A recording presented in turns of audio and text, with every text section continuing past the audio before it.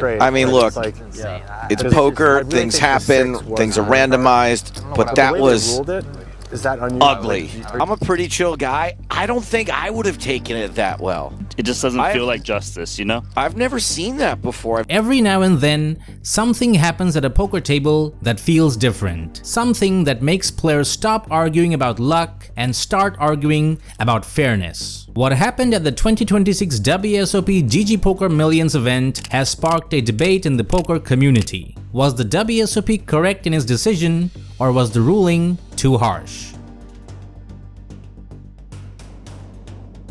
The $10,000 GGMillions event was deep in its third day of action. When play resumed, only 22 players remained. Among those 22 survivors was Ricky Landais, who had been navigating a short stack with remarkable resilience. Sitting across from him in the key hand was Bobby James, a far more comfortable presence at the table with just under 3 million chips against a big blind of 60,000. Everything was set for a pivotal confrontation, one that would indeed become pivotal, but for all the wrong reasons. The hand in question began simple enough. Bobby James raised to 120,000 from the cutoff, holding ace-9 offsuit. Ricky Landais, sitting with only 340,000 chips in his stack, looked down at ace-king off. There was really one option available to him, which was to move all in and put maximum pressure on the opponent. Ricky Landais correctly went all in. James, not about to fold to such a small amount, made the call. Domination situation in favor of Landais. In fact, even Ricky himself, when asked if he'd accept a run-it-once chop, nodded and agreed he'd take it. The dealer began to spread the flop, and what came out stopped the table dead in its tracks. Instead of the standard 3 community cards, 4 cards landed face up on the felt. 4, 5, 6, and a king. The dealer had simply forgotten to burn a card before dealing the flop and had inadvertently put down one too many cards as a result. Boy, this is very awkward. This is very awkward.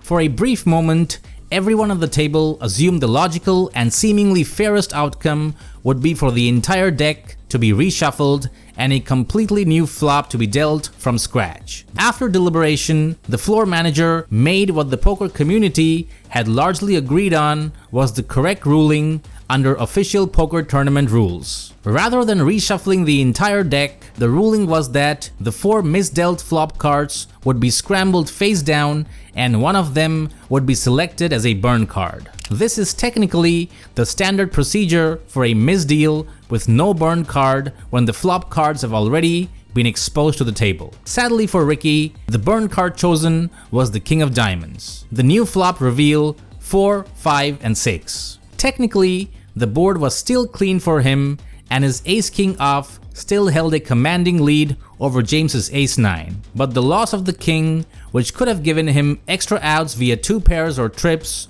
was not insignificant. The turn came the 8 of hearts. Oh my goodness. Don't do it to him. Bobby James, who had been dominated with just a bare ace-9, now picked up straight draw.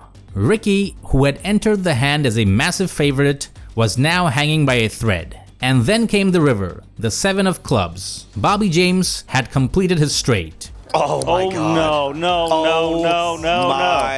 No, this is not right. This is not right. This is one of the worst things that I have ever seen. Ricky Landais was eliminated in 22nd place. Joe Stapleton gave the moment its appropriate summary. What makes this story even more compelling is the way the people involved reacted. Ricky, to his enormous credit, took the brutal elimination with complete dignity. There was no outburst, no tirade, no throwing of cards. He simply absorbed the blow and walked away from the table like a true professional. It was a moment of character that many in the poker community noticed and respected. Bobby James, meanwhile, acknowledged the strangeness of it all. When a player at the table asked him whether he was surprised by the ruling, James replied directly, Are you surprised on that ruling? Yes, I am, because in WSOP Europe I think it would be different.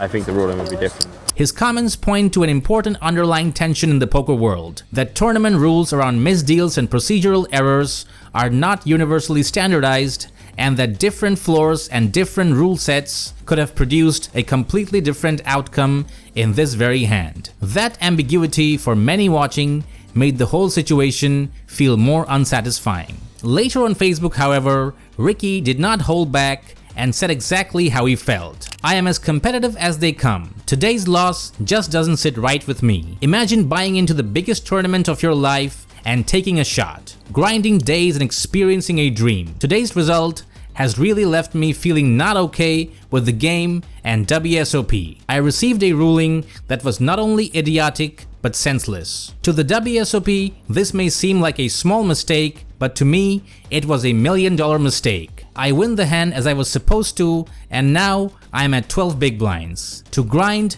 and be eliminated like this is sad. The wider poker community erupted on social media. Many agreed the floor manager technically applied the rule correctly, but the optics were deeply uncomfortable. The clip of the incident was widely shared, and the WSOP's own official social media account described the moment as taking running bad to the next level. With the new WSOP dealer rating system in place, I'm sure we all know who on that table would be giving a 1-star to the dealer. Link in the description for the full video. This was unfortunately not the first time this year that a dealer error had caused significant damage. An instruction card had been accidentally dealt on the flop in one of the opening events and raised alarm bells about dealing quality at the series. And beyond 2026, recent history includes a brutal case from a WSOP circuit event in 2025 where Divyam Satyarthi was incorrectly eliminated from a final table because neither the dealer nor the remaining players realized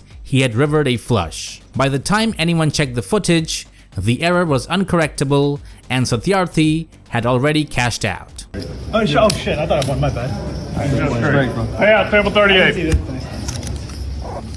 There was also a high-profile WSOP Paradise case where Daniel Nielsen suffered at a final table due to a chip counting error by a dealer, costing him approximately $116,000 in expected EV according to his own ICM calculations. These incidents collectively point to a pattern that is uncomfortable for an industry where hundreds of thousands, even millions of dollars can hinge on a single procedural slip. What elevates this particular hand above the ordinary realm of bad beats is the unique combination of factors that converged in a single hand. And the only reason the outcome changed was because a dealer failed to perform one of the most basic, habitual action in poker, which is dealing the flop. The error transformed what could have been a routine double-up into a cascade of chaos that altered the tournament entirely. At its heart, this story is about the fragility of fairness in competitive poker. Players accept that cards are random. They accept that they will lose with the best hand sometimes. What they cannot fully accept, and what makes this hand so viscerally painful to watch, is when the randomness itself is faulted by human error before the hand even has a chance to play out naturally.